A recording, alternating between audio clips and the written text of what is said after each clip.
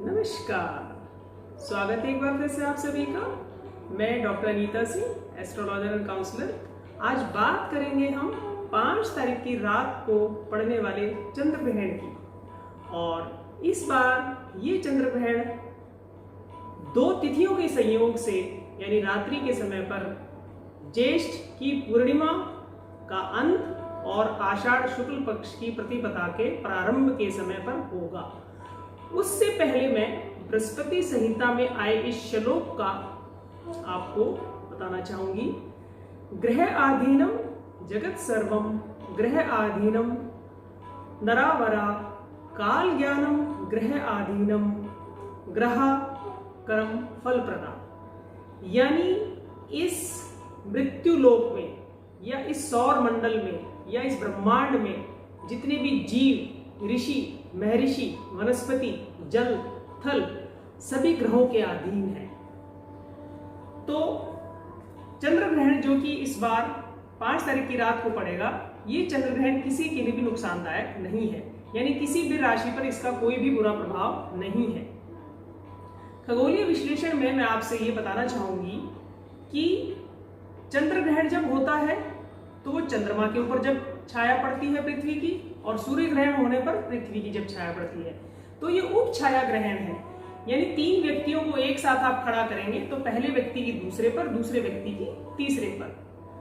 और पृथ्वी पर आप और हम सभी जानते हैं 70% जल है, और चंद्रमा को नवग्रहों में, 7 ग्रहों में जल का कारक भी माना गया है। और जब चंद्र ग्रहण होता है उस समय पर यानी पूर्णिमा के आसपास ये जल के अंदर ज्वार भाटे आना या तूफान का आना, सुनामी जैसी घटनाएं होना, इस तरह की घटनाएं ग्रहण के प्रभाव से आती हैं। जैसे कि इस समय पर महाराष्ट्र में भी अल्फा नाम के तूफान से त्रासदी हुई। तो हिंदू कैलेंडर के अनुसार विक्रम संवत 2077 का इस वर्ष राजा है बुध ग्रह और मंत्री है चंद्र ग्रह।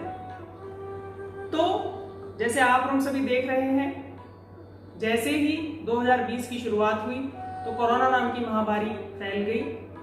यानी चंद्रमा है नवग्रहों में, चंद्रमा को छाती का, कोल्ड का, कफ का और फेफड़ों के स्वास्थ्य का कारक माना गया है, और बुध हमारे गले के स्वास्थ्य का कारक है। तो कोरोना जैसी बीमारी यानी इससे गले का चपेट में आना, श्वास नलिका का चपेट में आना, तो ये सब प्रभाव आप देख ही रहे हैं। और आइए जानते हैं इसका ज्योतिषीय विश्लेषण। जिन जातकों का चंद्रमा कमजोर होता है, जो ज्यादा डिप्रेशन में रहते हैं या ज्यादा नकारात्मक बातें करते हैं, तो उनके ऊपर थोड़ा बहुत आंशिक प्रभाव चंद्र ग्रहण का जरूर आता है। इसमें अगर आप इसका आध्यात्मिक विश्लेषण लें तो जिस समय पर ग्रहण की शुरुआत हो या ग्रहण से कुछ समय पहले यानी 5 तारीख की रात को 11 बजे से लेकर और सुबह पर यानी 3 बजे तक आप चंद्रमा के मंत्रों का जाप कर सकते हैं। इस प्रयोग को करके देख सकते हैं। जिन व्यक्तियों का चंद्रमा कमजोर है वो चंद्रमा के वैदिक मंत्र और बीज मंत्र का जाप करें। चंद्रमा का वैदिक मंत्र है ओम, चंद्रमा का जो वैदिक मंत्र है वो है ओम सोम सोमाय नमः, और जो इसका बीज मंत्र है वो है ओम श्राम श्रीम श्रोम से चंद्रवसे नमः।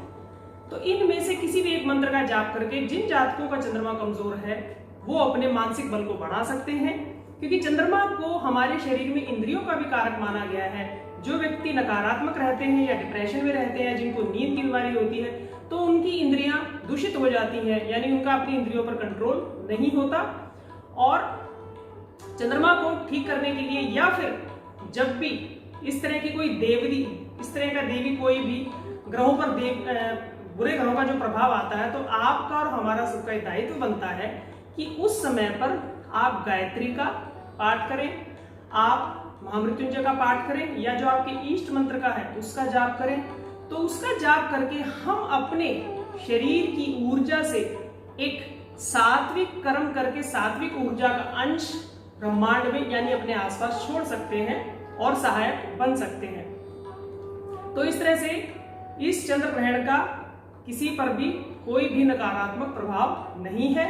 फिर भी अगर मन में कोई भी शंका आती है तो आप तुलसी दल खाने में उसमें डालकर प्रयोग करें। जैसे कि सामान्य नियम सभी को पता है, यानी कुछ लोग ग्रहण के समय पर भोजन नहीं करते, गर्भवती महिलाएं बाहर नहीं आती। तो इस तरह से आप और हम ग्रहण काल के समय पर सात्विक दैवीय कर्म करके स्वयं को, अपने घर के वातावरण को और देव शक्तियों को के लिए भी सहायक बन सकते हैं।